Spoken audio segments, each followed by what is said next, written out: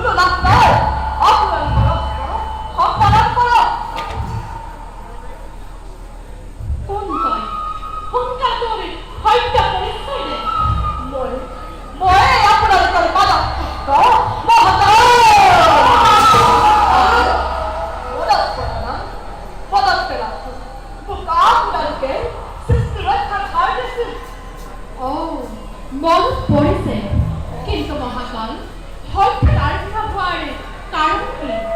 পৃথিৱীৰ বৈক্ষৱৰ্ষ আমাৰ ওপৰতে দিয়া হৈছিল কিন্তু এতিয়া সেই দায়িত্ব পালন কৰিবলৈ আমি নোৱাৰোঁ।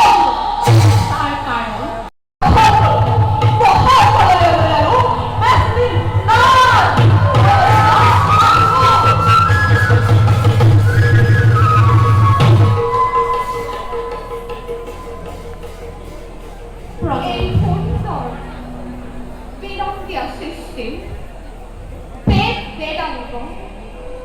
শিক্ষা সভ্যতা সাহিত্য সংস্কৃতি মহাপ্ৰলয়ত ডুব যাব। পুনৰ সৃষ্টি কৰিবলৈ থাকিব ক'ত প্ৰভু? প্ৰজাপতি প্ৰভু আপুনি এতিয়াৰ পৰা সমগ্ৰ বেদ বেদাংগ কৃষ্টি সভ্যতাৰ নিদৰ্শনত থকা সকলো সামগ্ৰী এপদ এপদকৈ সংগ্ৰহ কৰাৰ ব্যৱস্থা কৰক। মহাপ্ৰলয়ৰ শেষত যাতে মানৱে পিছৰ কল্পত পুনৰ জ্ঞান লাভ কৰিব পাৰে তাৰ কিছু ব্যৱস্থা কৰক প্ৰভু। কৃষ্টি সংস্কৃতিৰ নিদৰ্শন ৰক্ষা কৰাটো ইমান সোনকালে সম্ভৱ নহয়। এই মহাপ্ৰলয়ত কোন কম পৰি থাকিব তাৰ কোনো ঠিকনা নাই প্ৰভু।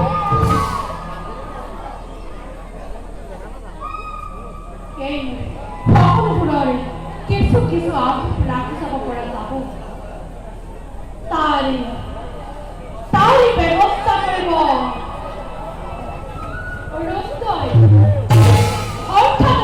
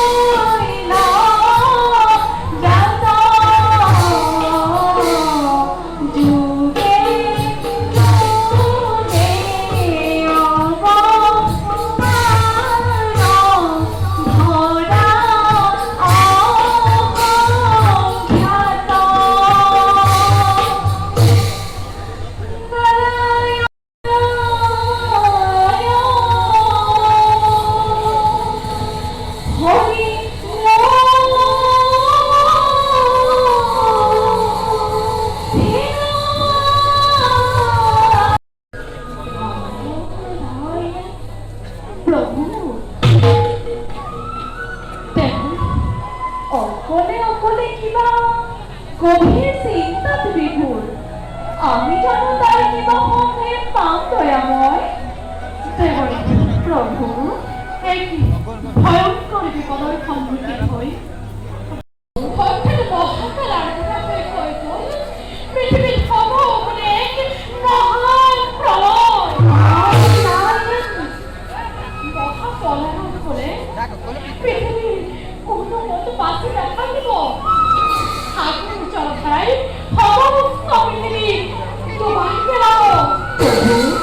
কেৱল মাত্ৰ দৈত্য আৰু অসুৰবোৰ ভয়ংকৰ হৈ উঠিব। প্ৰভু এইবিলাক সংসাৰ সন্তোষ পালন হৈছে কৰিবই লাগিব। দেৱৰী প্ৰভু আপুনি কথাষাৰ একেবাৰে পাতলকৈ লৈছে। এবাৰ ভাবি চাওকচোন দেৱৰী প্ৰভু, এবাৰ ধ্বংস হৈ যোৱা সৃষ্টি জানো পুনৰ ঘৰ দিয়াটো ইমান সহজ? অৱশ্যে আপুনি ঠিকেই কৈছে প্ৰভু। এই মহাপ্ৰলয়ৰ পৰি পৃথিৱীত কোনো ক'তো বাচি নাথাকিব। নহয় দেৱৰী প্ৰভু, মহাকালে কৈ গ'ল। মহাকালে কি কৈ গ'ল প্ৰভু? মহাকালে কৈ গ'ল এই মহাপ্ৰলয়ৰ মাজতো হেনো জপলিকৰ ৰজা সত্যৱত বাচি থাকিব।